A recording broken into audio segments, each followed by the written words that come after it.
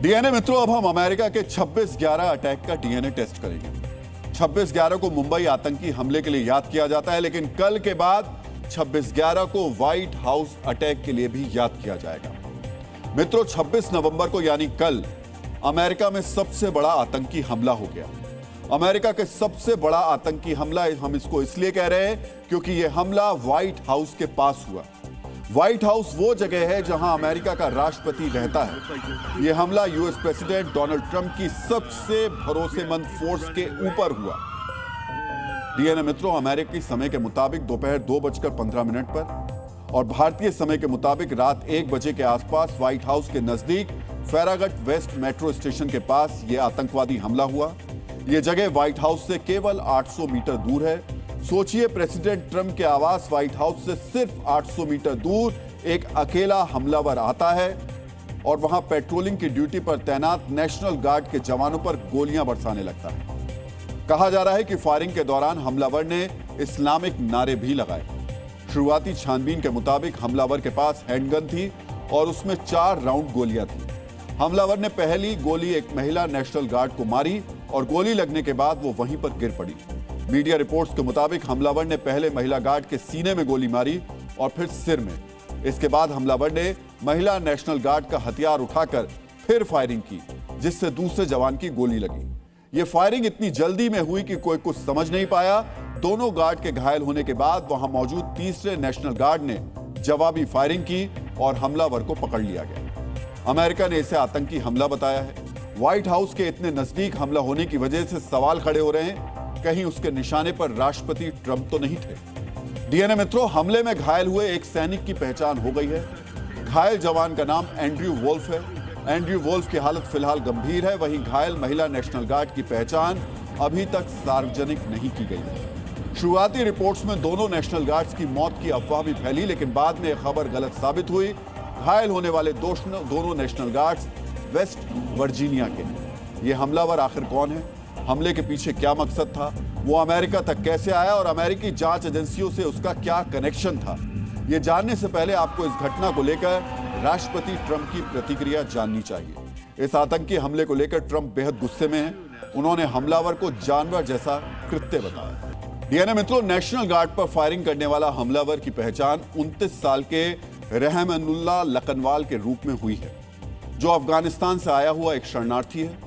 उसके बारे में बताने से पहले आपको यह जानना चाहिए कि इस घटना के बाद ट्रंप प्रशासन ने अफगान शरणार्थियों की एंट्री और वॉशिंगटन डीसी में सुरक्षा को लेकर क्या फैसले लिए। अमेरिकी सिटीजनशिप और इमिग्रेशन सर्विसेज ने अफगान नागरिकों की सभी इमिग्रेशन अपील पर अनिश्चित काल के लिए रोक लगा दी है।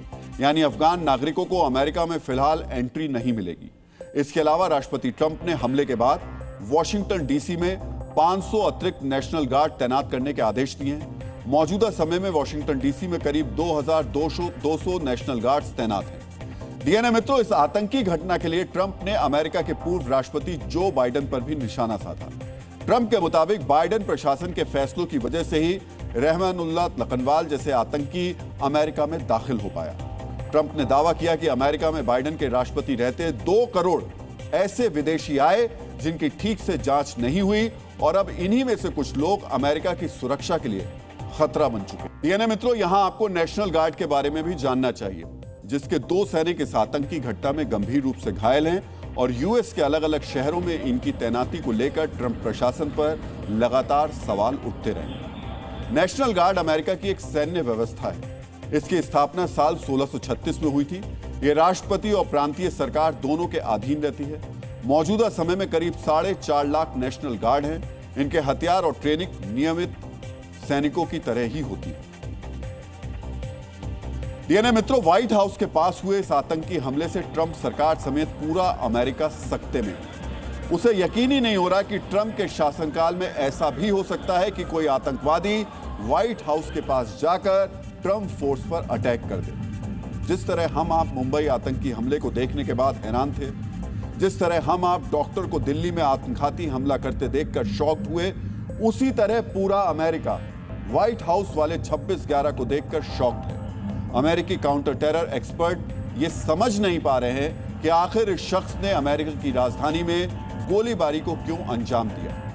क्योंकि अफगानिस्तान में इसी रहमानुल्लाह लखनवाल ने अमेरिकी फौज की मदद की थी। अब ये बहुत ही दिलचस्प जानकारी है। आज आपको जानना चाहिए कि हमलावर रहमानुल्लाह का अमेरिकी फौज से क्या कनेक्शन है। काबुल में तालिबान के काबिज होने से पहले लखनवाल ने तकरीबन 10 साल तक अफगान फौज में नौकरी की थी। अपनी सर्विस के दौरान लखनवाल ने कमांडो फोर्स कोर्स किया था, जिसकी वजह से इसे अफगान सेना की स्पेशल फोर्स यानी यूनिट 01 में ट्रांसफर किया गया।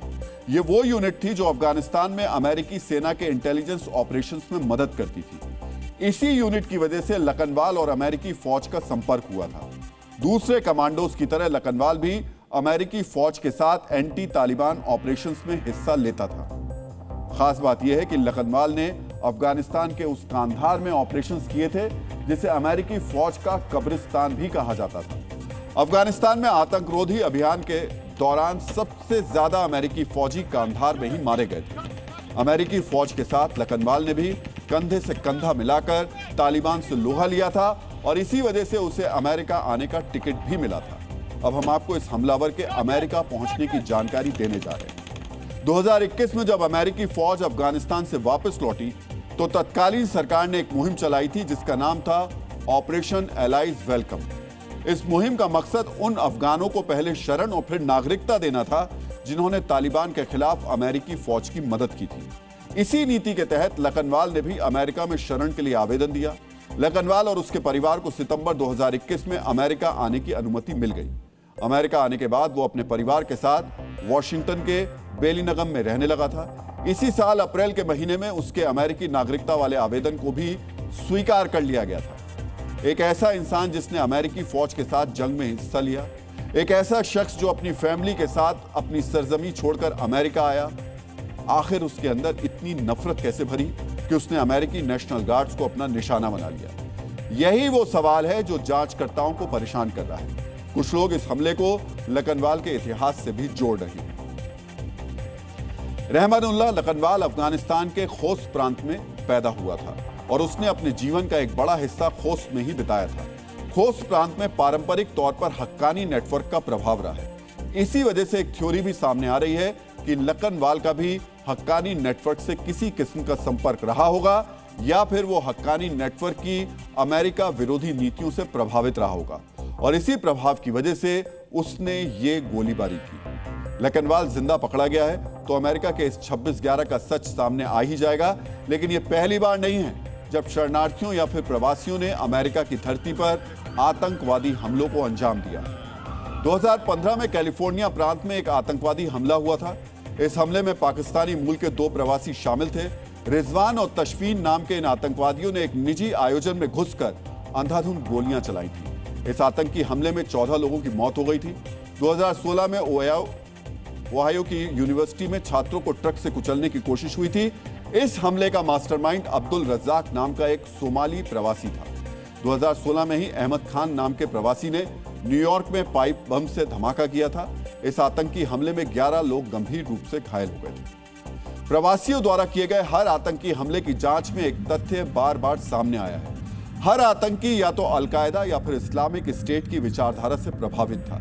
इसी वजह से लखनवाल के हमले को भी कट्टरपंथी विचारधारा से जोड़ा जा रहा है। जब डोनाल्ड ट्रंप ने प्रवासियों के खिलाफ सख्त नीति अपनाई थी तब उन्होंने कहा था कि प्रवासी अमेरिका की सुरक्षा के लिए खतरा बन चुके हैं। आज वॉशिंगटन में हुए आतंकी हमले ने ट्रंप के उस बयान को सच साबित कर दिया।